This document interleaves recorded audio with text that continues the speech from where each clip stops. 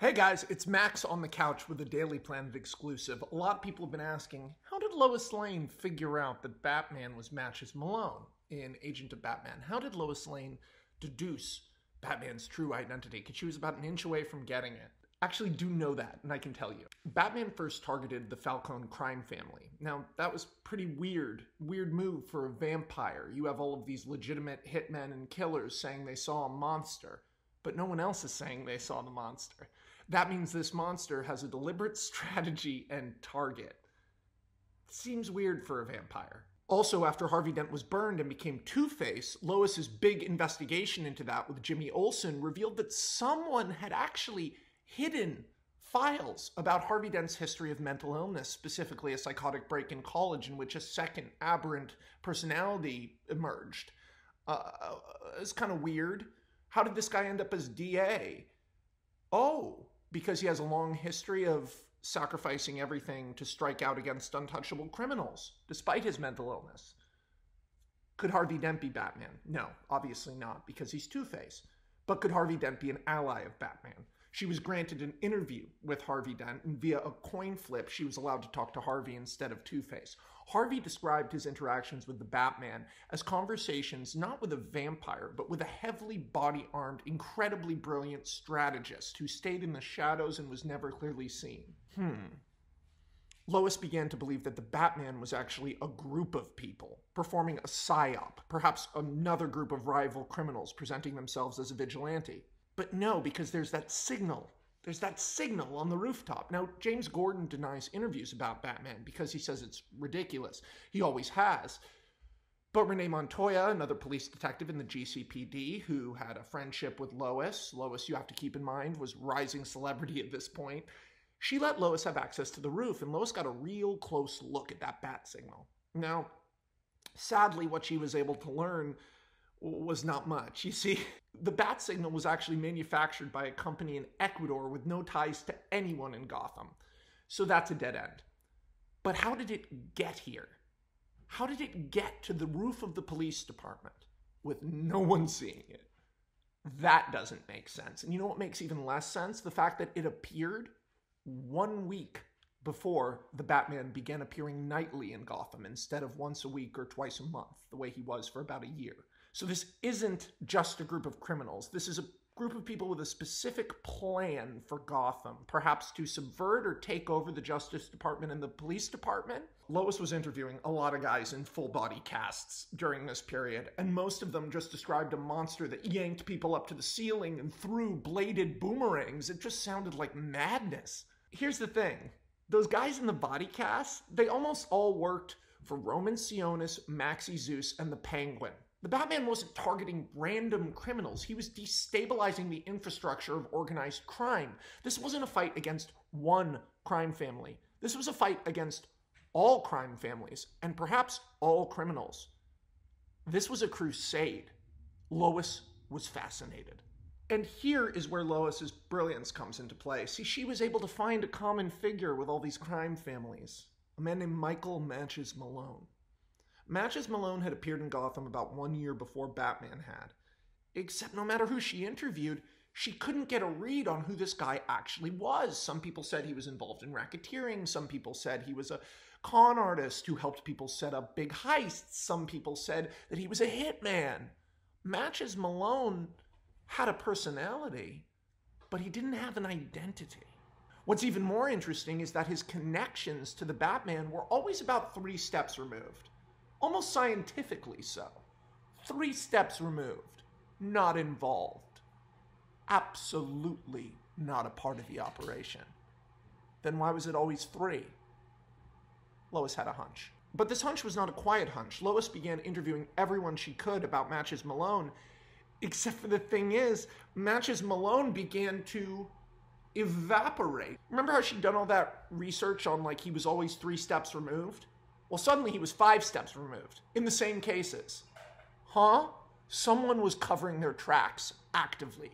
So this Batman group had access to incredible technology and incredible hacking abilities. They were sneaking into the police department and changing files. These are not small-time crooks, and they're not the government either. So who the fuck are they? Lois began to believe that it was possible that Batman wasn't actually an organization, but rather a single individual, one man, with near unlimited resources.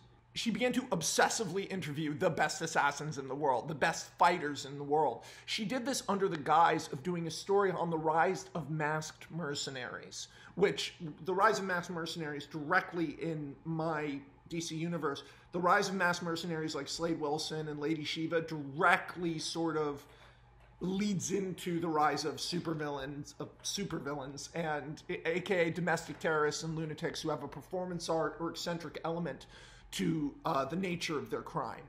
She was fascinated by these people, except for one of them, a guy named Kane Marco, described a young man with black hair who came to train with him years before. A mysterious young man with near unlimited resources, a brooding, quiet young man who apparently had trained with some of Kane's closest allies and even some of the people who had trained him. This guy wasn't just training in fucking martial arts. He was training in gymnastics and forensics and fucking programming. This guy was doing everything. This, Lois knew, was the guy. But who is that guy?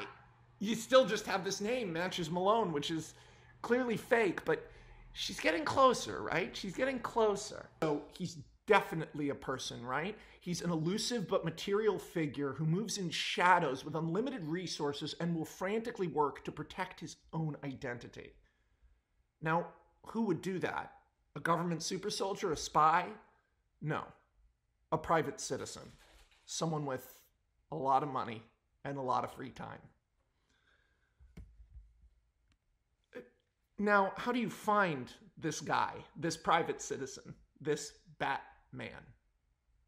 Well, he leaves fucking structural damage everywhere. He leaves damage to streets and roads, property damage to buildings, and most of it is on Gotham's east side, down by Cape Carmine, by like the Bob Kane Sound, you know, if you've played, you know, like Arkham Knight or whatever, you know Gotham pretty well. Lois was fascinated by that because it gave the appearance of Batman coming up out of the ocean. Like the Batmobile is always seen headed east to west. The Batplane is usually seen headed east to west, so it almost appears like he rose from the darkness over the Gotham Sea. It's like a very eerie image. But that's not right. That doesn't even make sense. He can't be coming out of the ocean. So where's he really coming out of? She began endlessly researching the topmost floors of Gotham's tallest buildings, as well as the lowest levels of its subway system. God, Lois is smart. I love talking about her. This took months, but Lois was very, very patient because that's who she is. And during this time, during this basically 9-month period, Lois went from, you know, cub reporter to international celebrity. Her reporting on Superman, Lex Luthor, her first interview with Bruce Wayne, which is in American Alien issue 4. These were big, big deals. And Lois is very pretty and very charismatic, so her ascent was extremely rapid. You know where it was really useful, this celebrity magic? Getting together a huge group of contractors and real estate agents in Gotham to get a full history of which buildings receive the most structural damage. This is the moment where she begins to interview janitorial and cleaning staff for high-rises, who report windows suddenly shattering as a shape passed by in the distance. But these are all on Gotham's north side, south of Amusement Mile in Newtown. This is a nice area. All the buildings in this area show signs of damage consistent with repeated flybys by a supersonic jet. I mean, this isn't a mistake. The fact that the Batplane is silent does not stop it from sending out waves of vibration. Oops. The Batplane is coming in from the north and then banking around to the south to create the appearance of it coming out from the ocean. But where does the car come from? How could you get the car into the city? It's supposed to be like 40 feet long. This is like an armored tank. Subways, right? But there's nothing in the subways. There's damage from the car driving in them, but she can't figure out how it's even possible. Besides, to create something that could go down into the ground to that depth, you would have to have a massive excavation, and there hasn't been anything like that in Gotham. So what's another way to get down low? Deep underground. Caves. Where is the largest East Coast cave system? Bristol in Gotham County, the county directly north of Gotham, right across Gotham River, where all of Gotham's most wealthy citizens live. Bingo. Some motherfucker found a cave system and has used that cave system to infiltrate the city from beneath. That also explains the bats. A big thing in Bristol is literally bats, because every night giant flocks of them take off from the trees. Weirdly, there have been less and less birds in Bristol, especially less and less birds in North Gotham, because all of the migratory birds' flight patterns have been disturbed by the repeated launches of a supersonic jet.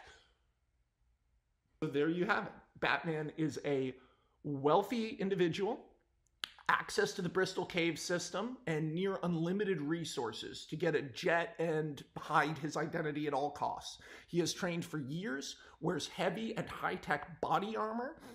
He drives a jet and an armored car, and he sometimes goes without a mask by the name of Matches Malone. If she can find matches, she can find Batman. And that's how Lois figured out who Batman is.